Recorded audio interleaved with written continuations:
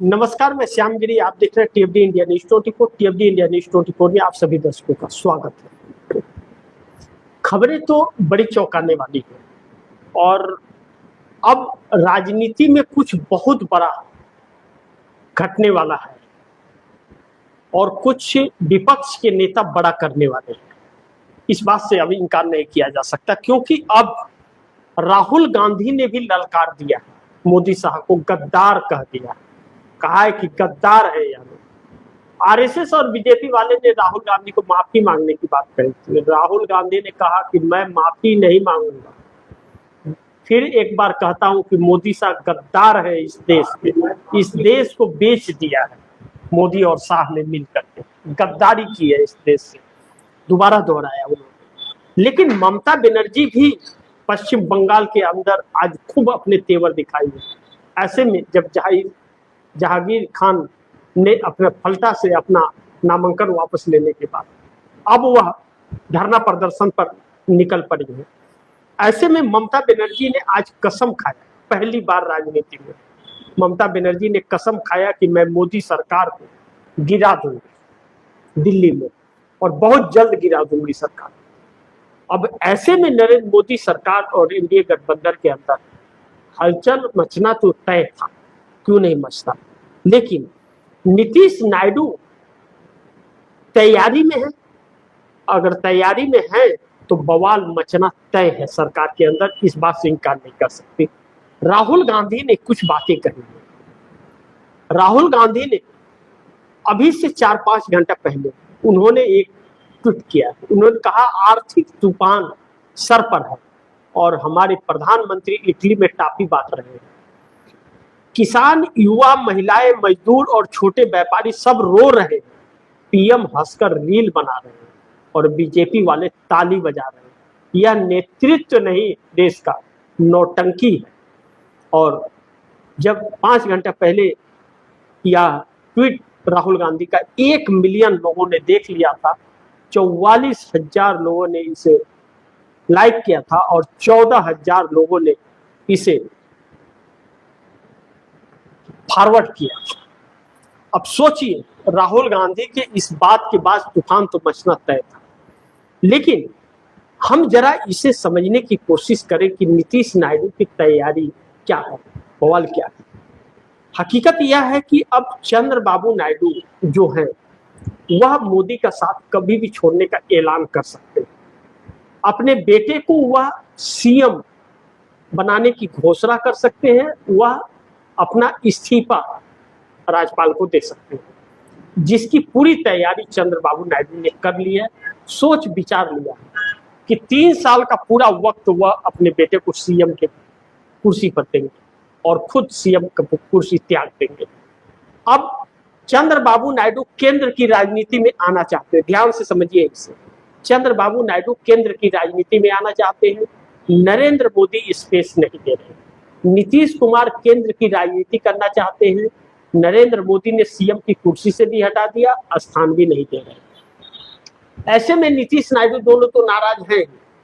केंद्र में जगह मिले या न मिले, चंद्रबाबू नायडू इस्तीफा देंगे, यह तय है, और वह अपने बेटे को बनाएंगे सीएम। बेटे को सीएम बनाने के बाद चंद्रबाबू नायडू स्थिर नहीं बैठने वाले हैं, भले ही कुछ भी हो जाए, स्थिर नहीं बैठेंगे। यानी कि एक तरफ पवन कल्याण जो चंद्रबाबू नायडू को समर्थन आंध्रा में दे रहे हैं, वह आक्रमक उनके लोग उनको सोचने पर मजबूर कर रहे हैं, कह रहे हैं कि नायडू और मोदी का साथ छोड़ दीजिए आप और अकेले हो जाइए, अन्यथा आपको वोट नहीं मिलेगा।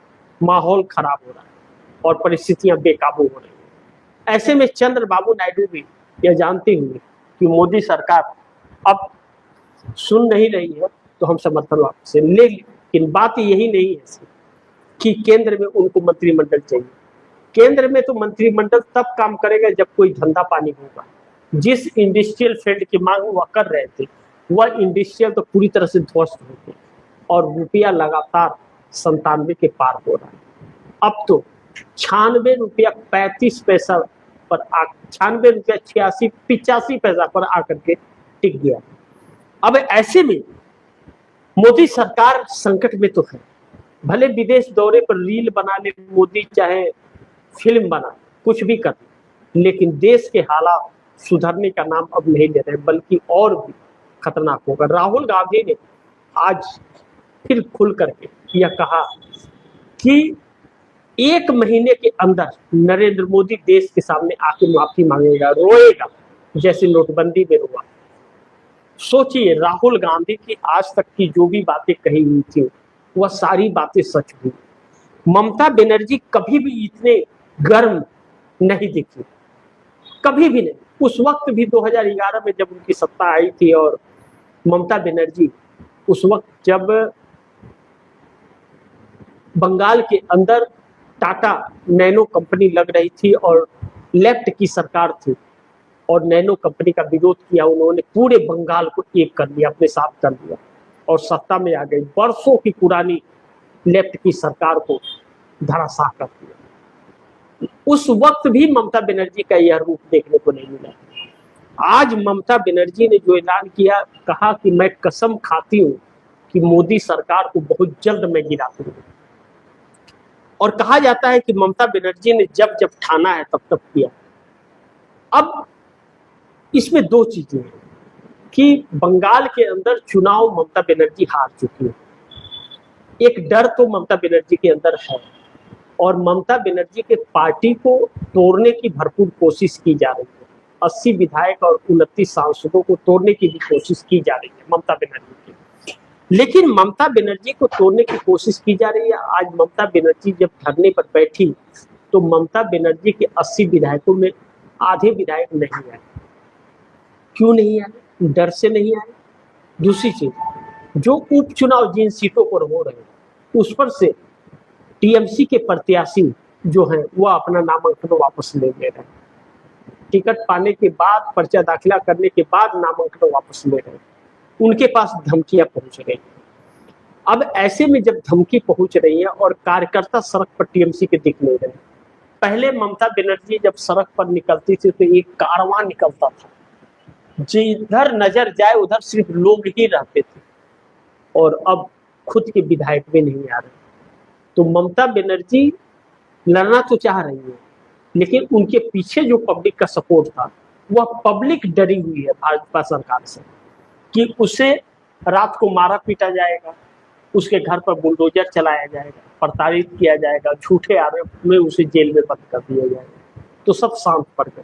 चाहते तो हैं कि ममता बनर्जी लड़े, उनके साथ भी आना चाहते हैं, लेकिन वह नहीं कुछ करे। अब उपचुनाव होगा, अगर भाजपा का प्रत्याशी चुनाव हारे तो क्या हो? तो उन कार्यकर्ताओं को प्रताड़ित, उस विधानसभा के कार्यकर्ताओं को प्रताड़ित किया जाएगा। ऐसे में डर से लोग अपने अपने घरों पर भाजपा का झंडा लगाए। एक खबर छपी कि पूरे फाल्टा विधानसभा के अंदर सड़कों पर, घरों में सिर्फ बीजेपी के ही झंडे, बाकी किसी दल के नहीं। इतना खौफ, ऐसा हो सकता है क्या? जो अभी 29 अप्रैल और 23 अप्रैल को जो वोटिंग हुआ था, भाजपा कहीं नजर नहीं आ रही थी। कहीं भाजपा नजर आ रही थी 10 तो 50 टीएमसी नजर आ रही थी। कैसे अचानक इतना परिवर्तन हो गया? इसी को डर कि आदमी दो तरीके से साथ हो सकता है, या तो आपने उसके लिए जी जान एक करके उसके लिए कुछ बहुत बड़ा काम कर दिया, या फिर आपने डरा धमका के कनपट्टी पे लगा करके अपने साथ खड़ा कर दिया। इन्हीं सिचुएशन में इंसान बदलता है। तो इन्हीं में से एक कुछ होगा। अब नीतीश कुमार की पार्टी के अंदर आनंद मोहन सिंह भाजपा का बगावत कर रहे थे कि उसका सीएम मंजूर नहीं और नीतीश कुमार का अपमान हो रहा है, गठबंधन तोड़ दो, साथ छोड़। अब आनंद मोहन के साथ हरि नारायण सिंह भी आ गए। बांका संसदीय क्षेत्र के सांसद जेडीयू के गिरधारी यादव भी साथ। यह सब जो विरोध उठ रहे हैं, और 70 विधायकों ने तो सम्राट चौधरी का विरोध किया ही था, वो तो खुली किताब है, दैनिक भास्कर ने छापा था उससे। तो अब नीतीश कुमार भी सक्रिय हो गए, और Nitish Kumar mission 130 MLA, mission 130 MLA पर निकले हुए हैं। तेजस्वी यादव ने अपने विधायकों को अलर्ट कर दिया कि तैयार रहिए, कभी भी खेल हो सकता है। चंद्रबाबू नायडू लगातार मोदी सरकार से अनबन चल रही, और अपने बेटे को अब वह तैयारी कर रहे हैं सीएम बनाने के लिए। ऐसे में नायडू और नीतीश बड़ी अहम होते हैं, लेकिन नायडू नीतीश हटते हैं तो 30 सांसद तो ममता बनर्जी को मिल जाता है, क्योंकि ममता बनर्जी का नीतीश और नायडू से अच्छे संपर्क। क्या शरद पवार देंगे समर्थन, जो इंडिया गठबंधन के हिस्सा थे? क्योंकि शक इसलिए भी है कि शरद पवार ने एक बयान आज दिया, सुबह ही उनका बयान है। शरद पवार ने कहा कि नरेंद्र मोदी देश हित में काम कर रहे हैं। आप सोचिए, क्या देश हित में कुछ हो रहा है? क्या देश हित में आपको रोजगार मिल रहा है? क्या देश हित के लिए आपकी बहन बेटियों की इज्जत बचाई जा रही है? क्या शिक्षा और स्वास्थ्य है? क्या रुपया नहीं गिर रहा है? क्या हमारे देश से लोग पैसे निकाल करके नहीं भाग रहे हैं? हमारे देश के व्यापारी दूसरे देश में जाकर के इंडस्ट्री लगा रहे हैं और हमारे देश को कंगाल बना। और नरेंद्र मोदी चंदा लेकर के मस्त है, इटली में जा करके नरेंद्र मोदी सिर्फ और सिर्फ वह टॉफी बांटते, यानी कि देश को अब टॉफी देने वाले हैं। या फिर नरेंद्र मोदी ने भारी भरकम पैसा लेकर के उस टॉफी के कंपनी का उन्होंने एडवर्टाइज किया कि देखो, इटली के प्राइम मिनिस्टर के साथ भारत का प्राइम मिनिस्टर फलाने कंपनी की टॉफी। सोचिए, जब लॉकडाउन के वक्त नरेंद्र मोदी ने पेटीएम का प्रचार किया, फिर पेटीएम सबने यूज किया और वह पेटीएम लूट करके भाग गया। आरबीआई को उसे, पेटीएम बैंक को उसे लाइसेंस को रद्द करना पड़ा और अब उस चॉकलेट कंपनी को प्रधानमंत्री, इटली के प्रधानमंत्री को गिफ्ट कर रहे हैं। सोचिए, $2 100 से 300 रुपये का पैकेट है वो, लेकिन प्रचार कर रहे हैं प्रधानमंत्री, रील बना रहे हैं, अपने चैनल पर डाल रहे हैं, बाकी चैनलों पर दिखाया जा रहा है, डिबेट किया जा रहा है और विश्व में उनके मुंह पर थूका जा रहा है टॉफी के नाम पर। देश में हाहाकार मचा है, लोग परेशान हैं, आने वाले वक्त को लेकर के चिंतित है और नरेंद्र मोदी टॉफी बांटे और सरकार मस्त है। सरकार को कोई फर्क नहीं पड़ता, क्योंकि लुटेरी और चोर उचक्की सरकारें जो होती है वह ऐसे ही होती है। चमड़ी जाए पर दमड़ी ना जाए, इनकी चमड़ी खींच जाएगी लेकिन ऐठन नहीं जाएगी। ऐठन इस देश की जनता ही उठाएगी आने वाले वक्त में, देखते हैं। लेकिन परिस्थितियां बहुत भयावह हो रही है। लेकिन एक बात है कि मोदी सरकार गिराने की पहली बार हो रही है तैयारी मोदी सरकार गिराने की, और खेल अचानक में सब पलटा है। आज ही खेल अचानक पलटा है। नीतीश भी सक्रिय, चंद्रबाबू नायडू भी सक्रिय, ममता बनर्जी ने कसम खा लिया। पहली बार राजनीति के अंदर ममता बनर्जी ने अपनी उम्र में कसम खाई कि मैं मोदी सरकार गिरा दूंगी। वो जान गई है कि जड़ वही है, जब तक वह सत्ता नहीं बदलेगी किसी भी स्टेट में कोई जीत नहीं सकता। और यह चोर उचक की वाली जो बात है, डकैती चोरी जो हो रही है वोटों की, यह नहीं हो सकती। निष्पक्ष चुनाव नहीं होगा तो देश ऐसे बर्बाद होता रहता है। और सोचिए, शर्म आनी चाहिए ऐसे प्रधानमंत्री को कि देश संकट में है, भुखमरी के हालात में है, विश्व में सबसे ज्यादा प्रभावित देश है, क्योंकि झूठे आंकड़े पर देश जी रहा था 12 सालों से तो यह सरकार सिर्फ बेच रही थी। तब अब देखते हैं, पहली बार जो कोशिश हो रही है सरकार गिराने की तैयारी हो रही है, फेल पलटता है या फिर उल्टा पड़ जाता है। अगर फेल हो गई ममता बनर्जी तो ममता बनर्जी की 80 विधायक और 29 सांसद टूट जाएंगे, यह भी तय है। तो आर पार है, कौन बचता है और कौन जाता है। अगर मोदी सरकार गिर गई तो देश सुधर जाएगा, और अगर ममता टूट गई तो ममता हमेशा के लिए पार्टी खत्म हो जाएगी। तो इंतजार कीजिए, वक्त बड़ी नजदीक है। कभी भी अचानक कोई भी खबर आपके पास तक आ सकती है। हर खबरों पर नजर बनाए रखिए, सूचनाएं देता रहूंगा। तब तक के नमस्कार।